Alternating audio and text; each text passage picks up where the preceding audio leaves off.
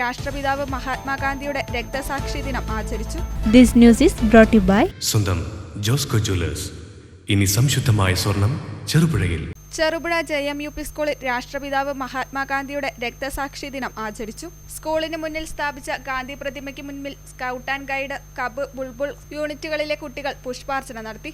കുട്ടികൾ മൗനപ്രാർത്ഥനയും നടത്തി. സ്കൂൾ പ്രധാന അധ്യാപകൻ PN ഉണ്ണികൃഷ്ണൻ സന്ദേശം നൽകി.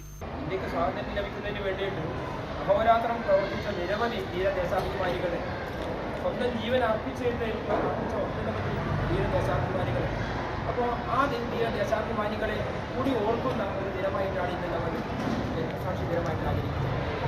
P. ലീന, E. ഹരിത, ഫ്ലോജസ് ജോണി എന്നിവർ പരിപാടികൾക്ക് നേതൃത്വം നൽകി.